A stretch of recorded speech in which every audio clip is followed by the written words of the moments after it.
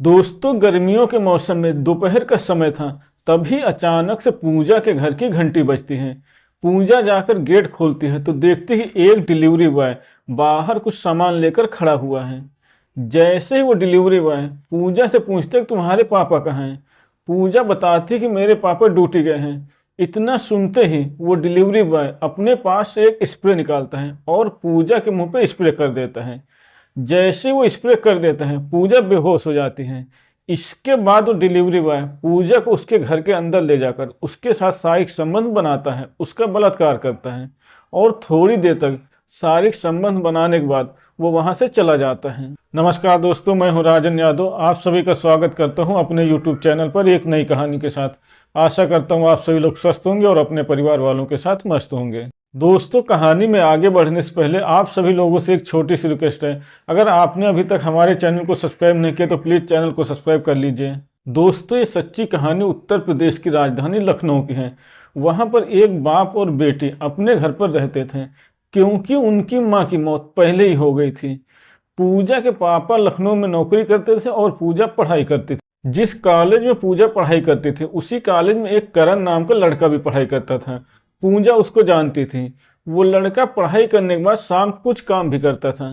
दोस्तों, अब ऐसे ही टाइम बीत रहा होता है, गर्मियों का मौसम आ जाता है, इसीलिए पूजा के कॉलेज में भी छुट्टियां हो जाती हैं। पूजा अब अपने घर में अकेली ही रहती थी। गर्मियों के मौसम में गर्मी ज़्यादा होने की वजह से पूजा को कुछ चाहिए होता था तो वो ऑनलाइन ही मंगा लेती थी, बाहर नहीं जाती थी। एक दिन दोपहर को ऐसे ही पूजा कुछ सामान ऑनलाइन मंगाती है। थोड़ी देर बाद घर की घंटी बजती है तो पूजा गेट खोलकर देखती कि एक डिलीवरी बॉय कुछ सामान लेकर बाहर खड़ा हुआ है। जब वो बाहर जाती है तो देखती कि वो डिलीवरी बॉय उसका दोस्त करण ही है, इसीलिए वो उससे बातचीत करने लगती है। थोड़ी देर तक दोनों बातचीत करते हैं। उसके बाद करण पूछता है कि तुम्हारे पापा कहाँ गए हुए हैं, क्योंकि उसको पता था कि पूजा की मम्मी नहीं है।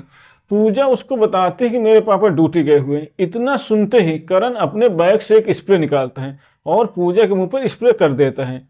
अब स्प्रे करने के थोड़ी ही देर में पूजा बेहोश हो जाती है।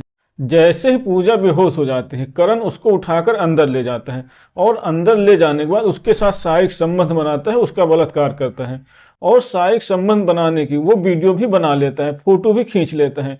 थोड़ी देर तक शारीरिक संबंध बनाने के बाद वो वहां से चला जाता है। उसके वहां से जाने के थोड़ी देर बाद पूजा को होश आता है। वो उठती है तो देखते हैं उसका पूरा शरीर दर्द कर रहा है, उसके प्राइवेट पार्ट से ब्लड निकल रहा है।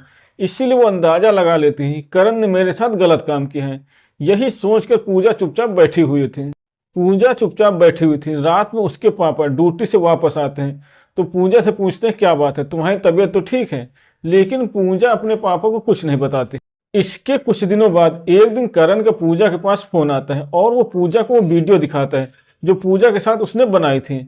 वो वीडियो दिखाकर करण पूजा को ब्लैकमेल करने लगता है। दोस्तों, उस वीडियो को सोशल मीडिया पर वायरल करने की धमकी देकर करण पूजा को ब्लैकमेल करने लगता है और उसको बाहर होटल में बुलाने लगता है। होटल में बुला बुलाकर करण पूजा का बलात्कार करता है, उसके साथ शारीरिक संबंध बनाता है। करण पूजा के साथ लगभग 5 से 6 महीने तक अलग अलग होटलों में उसको बुलाकर शारीरिक संबंध बनाता है, उसका बलात्कार करता है। इसी वजह से पूजा को एक दिन उल्टियां हो रही थी। जब उसके पापा देखते हैं कि पूजा को उल्टियां इतनी देर से क्यों हो रही हैं तो उसको एक पास के अस्पताल में ले जाते हैं। अस्पताल में डॉक्टर पूजा का चेकअप करने के बाद उसके पापा से बताते हैं कि पूजा गर्भवती है। ये सुनने के बाद कि पूजा माँ बनने वाली है, वो गर्भवती है, उसके पापा की हालत खराब हो जाती है। लेकिन वो पूजा को लेकर घर वापस आ जाते हैं और पूजा से पूछताछ करते हैं तो पूजा सारी बात, अपनी सारी कहानी अपने पापा को बता देती। अपनी बेटी की बात सुनने के बाद अगले दिन पूजा के पापा करण के पापा के पास जाते हैं और उनको सारी बात बताते हैं। अब पूजा के पापा की बात सुनने के बाद करण के पापा करण को बुलाते हैं और उससे पूछते हैं, लेकिन वो साफ मना कर देता है कि मैंने कुछ नहीं किया।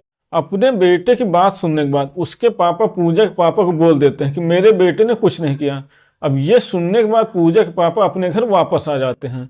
लेकिन उनको रात में नींद नहीं आ रही थी। वो सोचते हैं कि मैं क्या करूं। दोस्तों, लेकिन अगले दिन पूजा के पापा एक पंचायत बुलाते हैं। पंचायत में दोनों तरफ के लोग होते हैं। पंचायत के लोग करण से पूछते हैं कि तुमने क्या किया है, तो वो साफ मना कर देता है कि मैंने कुछ नहीं किया है। इसके बाद पंचायत के लोग पूजा से पूछते हैं तो रोते हुए अपनी सारी कहानी, सारी घटना बताती हैं। अपनी बेटी को रोता हुआ देखकर पूजा के पापा को बहुत गुस्सा आ जाता है, इसीलिए वो अपनी बंदूक निकालकर करण को गोली मार देते हैं। ये देखने के बाद पंचायत के लोग पुलिस को फोन करते हैं। थोड़ी देर में पुलिस वहां पर आ जाती है।